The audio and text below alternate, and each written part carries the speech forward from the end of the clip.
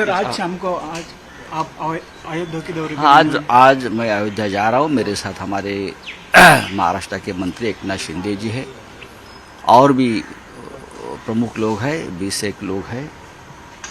15 तारीख को आदित्य ठाकरे जी अयोध्या में दौरा करेंगे, रामलला का दर्शन करेंगे, सरयू पर आरती करेंगे।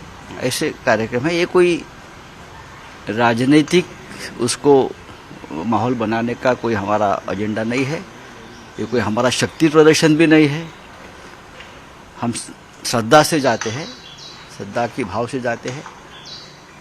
2-2.5 साल से जो कोरोना का जो संकट था, तो हम अयोध्या में नहीं जा सके। हमारी इच्छा थी बहुत बार जाने की, तो अब थोड़ा सा माहौल अच्छा रहा है, तो हम लोग आदित्य ठाकरे जी के नेतृत्व में जाएंगे।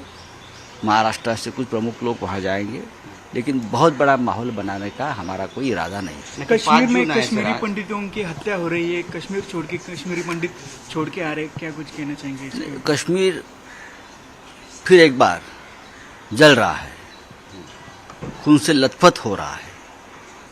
कश्मीर की स्थिति नियंत्रण से बाहर चली गई है और हमारे जो दिल्ली के प्रमुख लोग हैं वो फिल्म के प्रमोशन में लगे हैं। कभी कश्मीर फाइल का प्रमोशन होता है, कभी पृथ्वीराज का प्रमोशन होता है, और वहाँ कश्मीरी पंडितों का जो आक्रोश है वो सुनने के लिए कोई तैयार नहीं है। मैं आपको बता रहा हूँ, कश्मीरी पंडित हो और हिंदू समाज के लोग हो, इतना ही नहीं, हमारे मुसलमान भाई जो है देशभक्त, जो वहाँ के सिक्योरिटी फोर्सेस में काम करते हैं, उनकी भी हत्या हो रही है, क्योंकि वो देश की रक्षा के लिए काम कर रहे हैं। अब तक 20 सिक्योरिटी फोर्सेस जो मुस्लिम है, अधिकारी हैं, उनकी हत्या हुई है। श्रीनगर से लेकर पुलवामा तक हवलदार, डीवाईएसपी, एसपी रैंक के मुस्लिम अधिकारी इसलिए मारे गए हैं क्योंकि वो देश की रक्षा से जुड़े हैं। कश्मीरी पंडितों को फिर एक बार भगाया जा रहा है, मारा जा रहा है। कश्मीर के हजारों पंडित अब घाटी छोड़कर अपने ही देश में निर्वासित हो रहे हैं। लेकिन सरकार क्या कर रही है? कल महाराष्ट्र के मुख्यमंत्री उद्धव ठाकरे जी ने एक बयान दिया है और कहा है कि कश्मीरी पंडितों का जो पलायन चल रहा है, जो हत्या शुरू है, उस बारे में शिवसेना पक्ष प्रमुख उद्धव ठाकरे जी ने बहुत ही गहरी चिंता व्यक्त की है और ये कहा है कि महाराष्ट्र पूरी ताकत से, महाराष्ट्र की सरकार और शिवसेना पूरी ताकत से कश्मीरी पंडितों के साथ रहेगी और जो जो उनके लिए करना है, उनकी फैमिलीज के लिए करना है, वो महाराष्ट्र सरकार उनको पूरी मदद दे देगी। ये कल राज्य के मुख्यमंत्री उद्धव ठाकरे जी ने अपना बयान दिया है और हम उस बारे में कोई एक प्लान बना रहे हैं। फिल्मांकन, डायरेक्शन, आर्ट डायरेक्शन और कलाकारों की एक्शन के बारे में मैं थोड़ा बाद में बात करूंगा, परंतु इस फिल्म के बारे में मैं जरूर बात करना चाहता हूं। मैं इतिहास का विद्यार्थी हूं। भारत के इतिहास को बहुत बारीकी से मैंने पढ़ा भी है, महसूस भी किया है।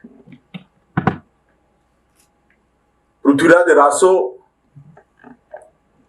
एक ऐसी लंबी लड़ाई का एक पड़ाव था जो लगभग 25 सितंबर 1025 से लेकर 15 अगस्त 1947 तक चली। अनेक विध आक्रांताओं ने हमारे मान बिंदुओं की, हमारी सीमाओं की, हमारी संस्कृति पर आक्रमण भी किया, कई बार परास्त भी हुए, परंतु इसके सामने की लड़ाई हिंदुस्तान की धरती ने कभी खत्म नहीं की। कभी कोई पृथ्वीराज बनकर लड़ा, कहीं कोई भीमदेव बनकर लड़ा, कोई सिंध के राजा दाहिर बनकर लड़ा, कोई कश्मीर के अनंतपाल लड़कर पड़ा। ये सब ने लड़ते लड़ते सालों के सांस्कृतिक प्रवाह को, जो हमने बनाकर विश्व की श्रेष्ठ संस्कृति यहां पर हमने बनाई थी, उसका संरक्षण भी किया, संवर्धन भी किया।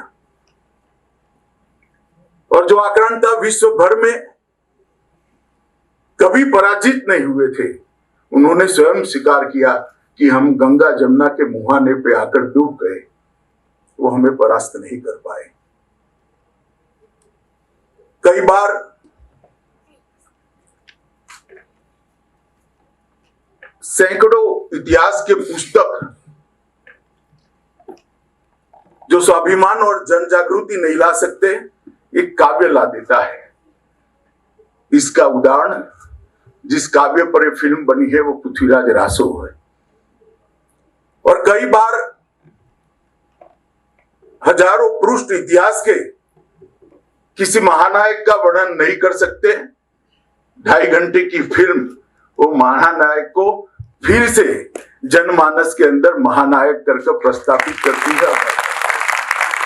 और इसका उदाहरण सम्राट पृथ्वीराज है। सम्राट पृथ्वीराज न केवल मातृभूमि के लिए लड़ने वाला एक योद्धा की कहानी है, सम्राट पृथ्वीराज हमारी सांस्कृतिक ऊंचाइयों का परिचायक भी है। आज जब बात करते हैं स्त्री के स्वातंत्र की, स्त्री के एम्पावरमेंट की, विमेन एम्पावरमेंट की बात करने वालों ने पृथ्वीराज जरूर देखना चाहिए। मर्यादा के चौखट के अंदर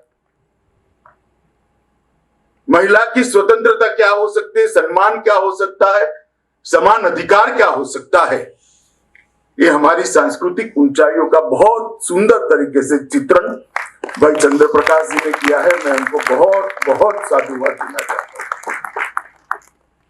पृथ्वीराज कहानी एक ऐसे योद्धा की है जो अफगानिस्तान से लेकर दिल्ली तक एक एक इंच जमीन पर हुए, एक एक इंच जमीन पर लड़े।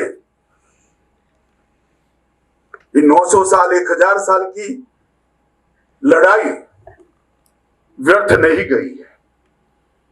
सन 47 में हम स्वतंत्र हुए और मैं निश्चित रूप से कह सकता हूं कि 2014 से जो सांस्कृतिक पुनर्जागरण का एक युग भारत के अंदर शुरू हुआ है, वो फिर से एक बार भारत को उस ऊंचाइयों तक ले जाएगा जहां पर हम कभी थे।